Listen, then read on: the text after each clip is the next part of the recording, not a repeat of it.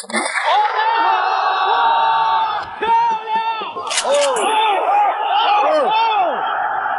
便击倒了马库斯。这3场中国选手的比赛令无数拳迷粉丝激动落泪，就连现场主持人都泪洒现场，因为这3场比赛的结果都太不可思议，都爆了当年的特大冷门，注定会载入到中国的搏击史册。这3场比赛也刷新了老外对中国武术的认知，不敢再轻视我们的中国拳手。第一场比赛是由死神方便对战加拿大不败战神西蒙马库斯。当时的马库斯实在太过强大，来中国6年时间未尝一败，世界冠军更是拿到手软。和他交过手的中国选手非死即伤，没有任何一个能够战胜他，甚至中国选手车轮战也不是他的对手。3大队长江春鹏也被他斩于马下。见此情形，同样是不败战神的死神方便站了出来，要和他既分高低，也决生死。好，双方的比赛将开始，注意看红方选手死神方便，蓝方选手蓝色拳套便是西蒙马库斯。这场比赛我们中方呢可以说呢不能输也输不起，因为再输的话这马库斯啊真在我们中国没有对手了。双方都是不败战绩，对方的话是43战不败，而死神方面啊是56战不败。因为当时陈希礼已经在美国已经是不错的，但是呢在世界上的人气和对不起然后呢双方都是不败的王者，其实双方的心理压力应该都非常的大，都非常大该上来都很紧啊，这个有点紧。对对对。对马库斯而言，在中国人民力量这场比赛也对他来说也异常关键，是必战之战，必须要打的一场比赛。到这个层面上已经躲不开对方了。没错，已经都是不败，那么一定要击出一个真正的王者。这角度都能看到方便身上的血。方便有一个重击啊，但是双方2个人都互有重击啊。我觉得方便这场比赛是拼了，为了自己的荣誉。其实看得出来，方便也非常的轻松。还是方便击倒了马库斯。台下的观众啊，我们看已经是兴奋的不得了，我相信屏幕前的您也是相当的兴奋。这是西蒙马库斯来中国这么多年以来，观众朋友们头一次他被击倒读秒。哇，真是没有想到死神方面的火力如此之猛。这个比赛的这个走向已经完全超乎人的意料啊，超乎这个想象。随时1秒钟。又是什么情况？第2次击倒马库斯，我觉得方面不会再给马库斯机会了，抓住机会。又一次击倒。比赛结束了。比赛结束了。还要再打，这一回合还有再最后一次的 KO 机会。马库斯已经没有反抗能力了，我觉得。比赛结束了，3次击倒，按照规则不需要再读秒了吧？不需要再读秒了。创造了奇迹。这场比赛没有错，足以载入史册。2位不败王者之间的对决针尖对麦芒，但不好意思，我们方便更硬，方便更强。我们看现场主持人啊，已经激动落泪。哇，这个场面很少见啊！包括方便现在也很兴奋，因为他呢如释重负，赛前压力非常之大。第2场比赛由中国散打女王龚艳丽对战荷兰 KO 女王贝特伦。对手实力强劲，3岁时便开始练拳，打遍整个荷兰难寻敌手，后又来到国际擂台，更是神挡杀神，佛挡杀佛，拿下了13战13胜13场 KO 的恐怖战绩。这一次他把征服的目标放到了中国，他要征服中国拳坛。好，双方的比赛已经开始，注意看红方选手龚艳丽，而蓝色拳套蓝方选手便是贝特伦。我们可以看得很清楚，对方的贝特伦身高和臂展都是非常的恐怖。对方3岁开始练习拳击，所以说拳法非常的精湛，非常的刁钻。而龚艳丽则是综合实力更强，因为她练习的是散打啊，拳腿功夫啊我们都有。现在的飞机，我们看龚艳丽用的什么办法？一上来进内围，然后进了内围以后马上开始攻击，攻击完了马上抱对方，不给对方打出来距离的机会。但是在内围啊，感觉贝特伦也是攻击很凶啊。没错，力量我们明显可以看到力量有一些把控啊。龚艳丽如果这样的话，消耗自己力量呢，第2、第3回合可能会比较危险。那现在哦，一个前手的直拳很重啊。贝特伦其实也非常熟悉哦。这个时间差，好漂亮！前置后来，顶膝击很重啊，还好只能一下袭击啊。这个小强靠着后转腿，后卫的摆拳顶膝抱住。你现在没有近身以后的这一下攻击会很危险的。来保持着对手的距离，哇，前后的左右踢，100。面对如此强敌，现在公彦力的确是进退两难。拼拳肯定是拼不过，但是想退也没那么轻松，因为对方我们看追得太紧了。因为这个贝特伦啊，本身就是一个凶残的进攻机器啊，他非常擅长打阵地战，他最想要的就是拼拳。哦，这扫，哇，连续进攻，还好，大多数都是打在了这个肩膀上啊，肩膀上，这个意思。哦，上来开始拉远，这边，吸，后手来到。可以开了，可以开，高距离，可以开了，不要不好。袭击漂亮。好，评估精神了。裁判还是在细节上很专业的。哦，贝特伦连击前手的刺拳很快。现在公彦力整个把重心压低了，开始攻击对方的腹部。对，这边公彦力的教练告诉他不要退，要对对手的腹部进行更多的攻击。又扣了1分，又压了1点。由于公彦力频繁的搂抱战术，让现场裁判连续2次扣分，让原本就处于劣势的公彦力啊，无疑是雪上加霜。那最主要的是啊，心态上容易受到影响。公彦力作为3大女王，平日里的作战风格呀也是非常的强硬，但今天没办法了，因为对方啊的确是太强了。漂亮，打得漂亮，左右互抡，还是被吃了又袭击。好，第2回合，那么公彦力现在的这个整个的体能有一些明显的下降。好，回到主题上。这边啊，又是脑袋撞脑袋，这边是刚才一脑袋撞在贝特伦的鼻子上之后啊，这边是被顶出了鼻血。没错，现场发生了意外，对手被公彦力的铁头功啊，这一下应该是顶断了鼻梁。但当然，我们公彦力也不是故意的，这是一个很正常不过的向内的摇闪啊，只不过是打进内围。好，但这一下撞的看起来也不轻啊。好，没问题，比赛继续，这已经是今天的第3个回合了，观众朋友们千万不要错过。扫踢，可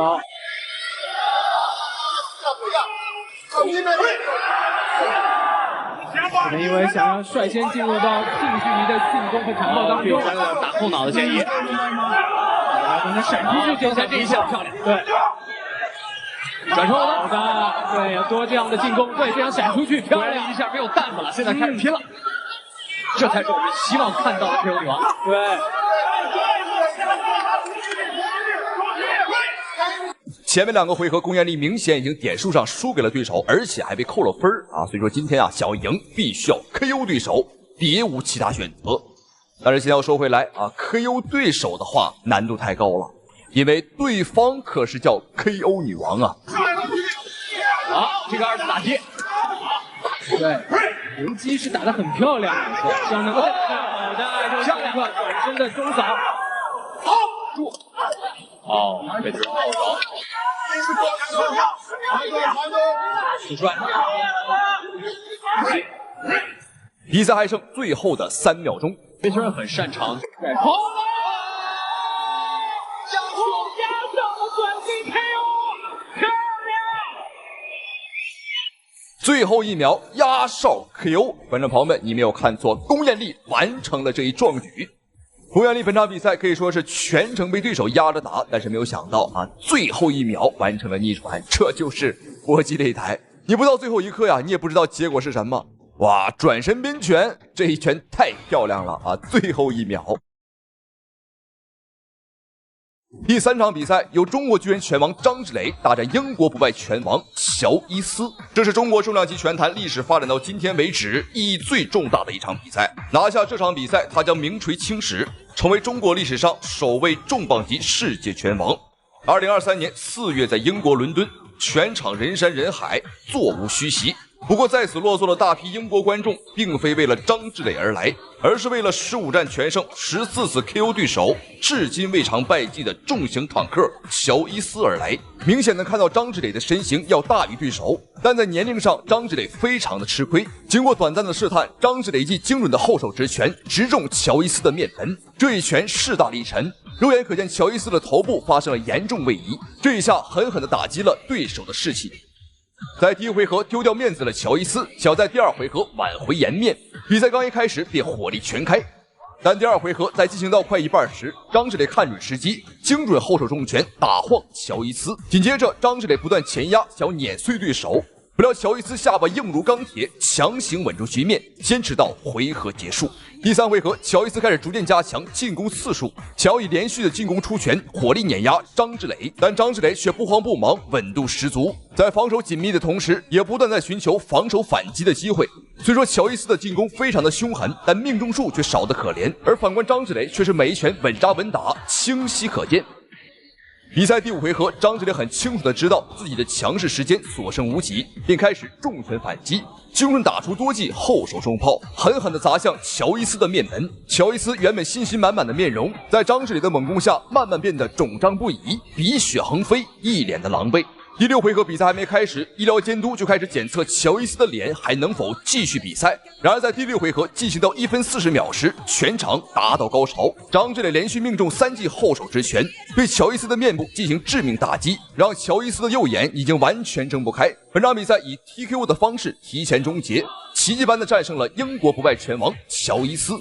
这场比赛震动了整个世界拳坛，让中国拳击也有了重大突破，也让瞧不起中国拳击的老外彻底哑口无言。不知道，再看一下，就这一下肘拍一下，打。他是拳坛黄飞鸿，17战17胜15场 KO， 拳头宛如钢铁一般凶猛。他身怀绝技，一旦击中对手，就只有被干碎的下场，不是猝死擂台，就是胳膊腿骨折。更是中国100年难得一遇的武术天才，不仅拳法刚猛，更是将百家武术融会贯通。擂台上将武术高手打得跪地求饶，而他本人又长得十分青涩，像一个还没毕业的大学生。他就是新疆的泰伊拉克。而泰伊拉克这次的对手则是韩国拳王金韩瑟，这是一个在韩国嚣张至极的家伙，在比赛之前更是对着媒体殷殷狂吠，侮辱我们中国人。我实在搞不清楚，中国人连泡菜都吃不起，为何还要打拳？他们在我的面前就像一个骨瘦如柴的猴子，我敢保证，我一拳肯定能打翻10个中国人。既然这个金韩瑟如此嚣张啊，那我们的泰伊拉克也肯定是不能放过他。亲爱的观众朋友们，第1回合比赛正式开始。太长了，可以看回去。小罗梦露。对手级别越大，力量越大啊！无论是速度、力量，这个级别都是最好的。对手泰德拉克不要被这样子2个卡夫踢已经踢到了。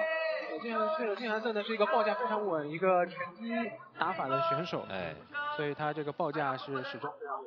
从去年新加坡的比赛就看出来。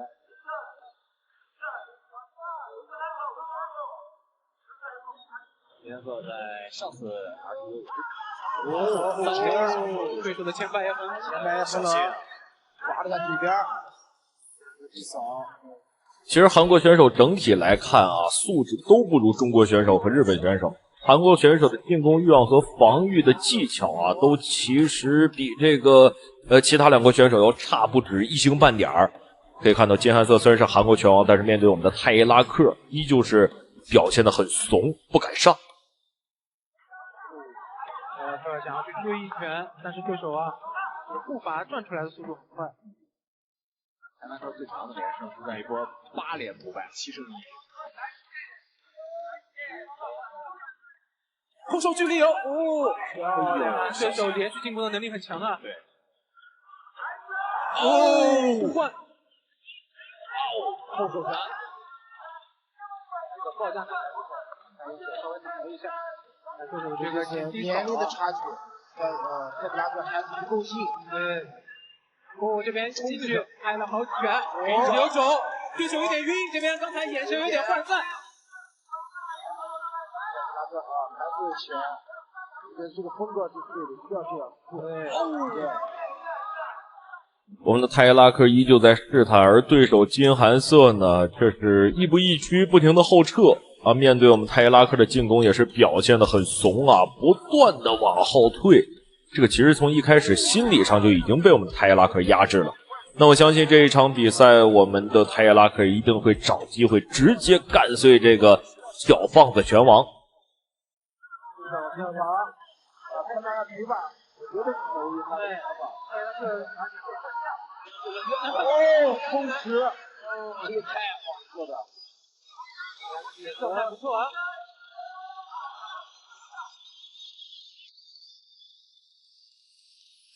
风驰，交换，看一下，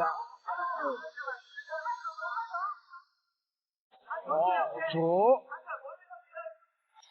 啤酒吸拳也有，后摆太到脸了，对，踩龙，哎呦，泰拉克今天上来这肘活可以的，连续摆拳，但是吸，总感觉有个人会倒呀，必须要。第一回合的时间已经过半，金寒色的体能啊，完全是有一些跟不上了啊，这个时候就已经开始气喘吁吁了，足可以见得。这个韩国的饮食啊，真的是只吃泡菜肯定是打不了比赛的。不过他们也吃不到什么肉啊，小地方啊养不起牛羊，即使是有，也是贵的要命。而现在已经放弃花哨的东西，开始准备白刃战了。3年没遇到会这么艰难的一场比赛。后手，前摆。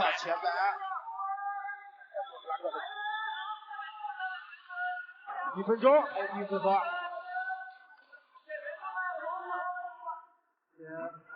双方打得很激烈啊！第一回合已经只剩下1分钟了，转身变身，转身手，再打又来又中，贴膝，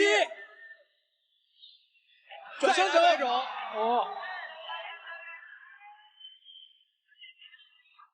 那么距离比赛结束还有40秒左右。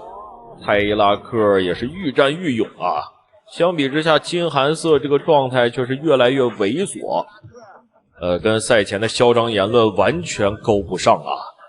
听说金寒色在韩国目前是一个10连胜的状态，10连胜就可以称之为拳王啊，我也是不理解韩国人这个心理。金寒色的左眼角啊是太口了，微微的开了一点，这边中手，往前摆，金寒色的体格不行。中阶挨的太多了，主要是，还来扫堂腿，是还来个反身打入，新动作呀。好的，第一回合比赛正式结束。其实两人从身形上来讲都差不多啊，甚至金寒色还比我们的泰拉克要高一些啊。但是金寒色这个人，白长这么大一个个儿，外强中干。虽然说这个瞅着挺壮，但是无论是进攻还是防守，相比我们的泰拉克都差了不是一星半点儿。我们泰拉克保持着中国选手啊应有的这种谦逊，微笑着面对金寒色。第一回合结束，第二回合正式开始。迎着2拳也迎着，看一下啊，时机，中早漂亮。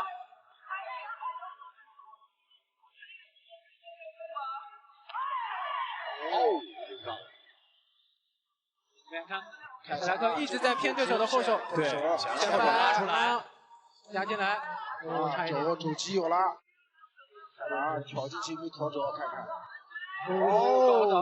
高扫，对手不怎么起腿啊，但是刚才那个高扫很冷，踩腿，转身，高扫。第二回合比赛到现在，泰拉克明显是加快了自己的进攻节奏跟频率啊。金寒色还是在抽冷子找机会，不过面对我们的泰拉克，金寒色的这种战术啊，明显是有一些差意思了，这很难从我们的泰拉克身上找到什么破绽。这边韩金色有点晃，金寒色有点晃，互换，又是一拳，再来，双方互换后手，哇，天哪！我觉得，让他走开，不要着急。手机漂亮，再给再正能，吉普，我觉得好手！漂亮！直接碎了！天哪！太难了！就这样子，战胜了！在我面前，其韩色是慢慢的像一棵树一样。无论在赛前有多么嚣张，比赛的时候最好还是稳扎稳打，不然金韩色就是所有韩国选手的下场。吃泡菜的永远打不过能随便吃肉吃蔬菜的中华民族，这就是他最后的下场。好的，让我们恭喜我们的泰伊拉克获得本场比赛的胜利。那么亲爱的观众朋友们，感谢您的收看与支持，让我们下期节目不见不散。再来看，再看一下肘击，就这一下肘击，看一下打。啊，太棒了！我的之前我在这个酒店的时候，我看他两腿不爽，我特别屌，我操！狂拽！这下我觉得肯定有可能会复刻张明阳当时的成功啊，直接通过是咱们这个。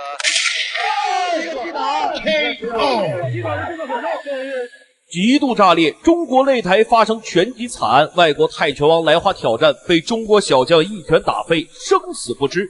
他是2023年中国拳坛横冲直撞的过江龙，凭借极高的拳商和灵巧的身手、迅猛的攻击，一夜之间连续 KO 3名日本选手，威名远扬。神鬼莫测的拳腿功夫，就算是铁英华和张伟丽见了之后都赞不绝口，还被外界媒体称之为中国的拳坛新星。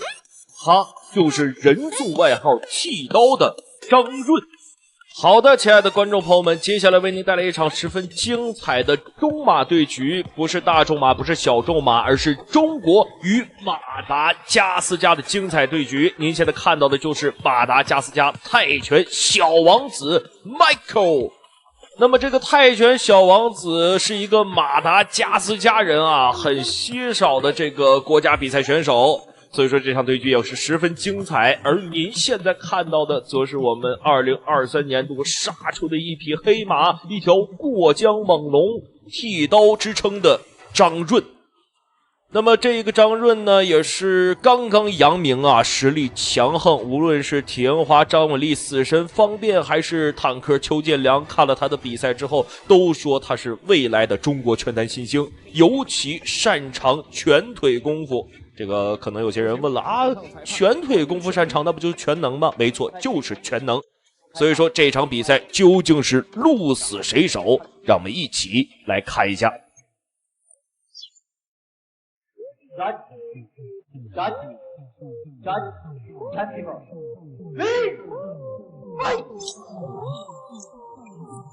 好的，第一回合比赛，那么无论是我们的张润啊，还是对手这个迈克尔，都是这个拳坛新秀啊。对手是在马达加斯加打出了一片威名啊，后来去泰国参加比赛也是打得相当的凶狠啊。所以说双方是棋逢对手，将遇良才。我们可以看到比赛一开始，双方选手直接进入到猛攻模式，漂亮！不愧是泰拳选手和我们的拳脚功夫相当强劲的张润，进攻欲望都很强烈。追击的，对，连续的一个追击的一个重拳在里面。对，你看很冷静果断。对，是，这是大将之风啊！抓着机会，可能就动作。哦呦，非常凶猛的一击重摆，直接将这个马达加斯加小孩击倒。嘿呀，这个很难想象啊，能在比赛当中看到一位马达加斯加选手。一般来说，在我的印象里，马达加斯加除了企鹅啊，就是狮子、大象、斑马之类的。好的，比赛继续。这个迈克尔明显是有一些急眼了啊，飞膝频繁的使用。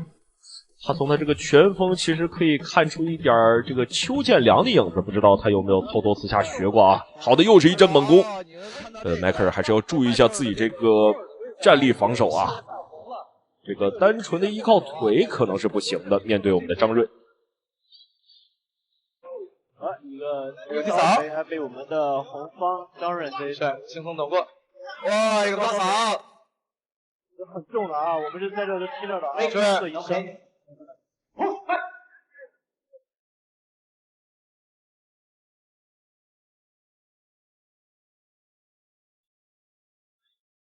外手推腿。哦，一个转身，这个转身动作这个距离太近，对，太近了，这很危险的。对，如果有远一点的话呢，可以发挥出来，这太近。好的，我们注意一下啊，这个短裤一定要买紧的，不然打比赛的时候就会出现这种尴尬的场面。选手的话还是且战且退，你看两个人都属于有一些大赛的经验在身上。哇，张瑞这个姿势真的很硬啊！刚才有2个这个摆拳击中之后，头都没有动。哎，开始，来快点，别动。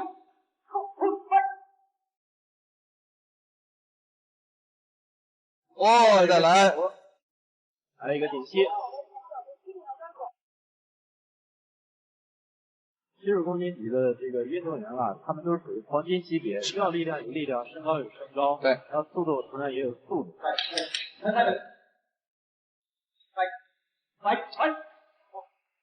这个时候的话，他们已经算这个重量级了，因为这个拳腿的话一下都是很重的，基本上都是属于。好的，第一回合比赛正式结束啊！可以说第一回合比赛双方打的还是很凶的，不过我们的张润目前确实是更占一些优势。让我们来看一下第一回合比赛双方选手的精彩回放啊！这让我印象最深的是那一记重摆和连续的进攻，确实是太惊艳了啊！能从他身上看到几百家之长的影子。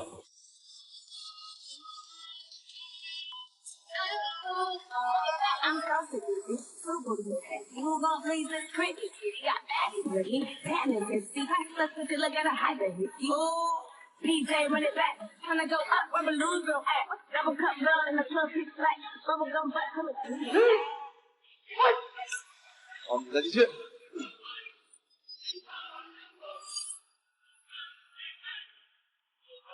到第2回合以后，双方选手还是会有一些真假动作在里边混合。哦，一个杠子。哇，这些组合动作是，你看这力量得流畅，对，很流畅。那么张润的外号叫剃刀啊，很多人都不太了解这个名号是什么意思啊。剃刀又短巧又灵活，又快又锋利，所以说他这个出手啊不出则已，一出就是杀招。好的，我们可以看到连续的追击啊，迈克尔的腿部进攻明显是有一些骤缓了，可能是在第一回合这个体能消耗有一些大。是有了一些防弹移动，对，一定要乘胜追击啊，抓住这个机会，再来。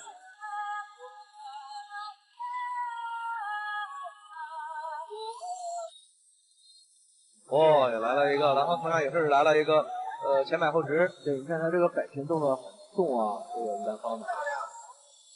对，哎，很好。就是我们那个红方抓着把距离给掌握住，然后呢距离拉开，后手点给打出来，打到他这个点上去了，然后一下就 KO 对手。哎，这个近距离就挂了哦，一个转身后摆腿。我们的南方还了一个转身大摆腿啊。是，你看他们俩这个拳腿的动作思路很清晰啊，你知道，我知道你打完我以后我应该去打什么动作，对吧？这个进攻反击也是很快的。对。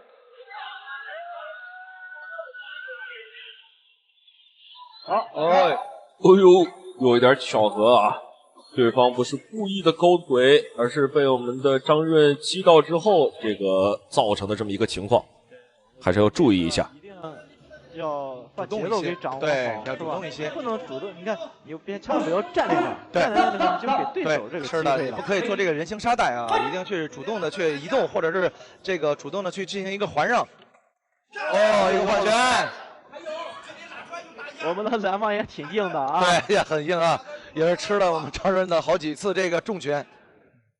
不要做多余的，就看在上面。就是你看他的意志力很好啊，我们的连续。对，你给我多少重击是不是？对，我同样顶着往上，是我都要扛着。好的，比赛结束还有30秒左右，第2回合。哦呦，这一记又重摆。复刻了第一回合，我们来看一下，漂亮！裁判直接宣布比赛结束，让我们恭喜我们的张润又拿下1胜，真的是非常非常的快啊！优秀的选手总是能从他们身上看到相似的影子，我从张润身上也是看到了那种迅猛果决，尤其是那极高的拳商，颇有坦克邱建良的风范。当然，他不是任何人，他就是他张润。一个未来的中国拳坛新星过江猛龙。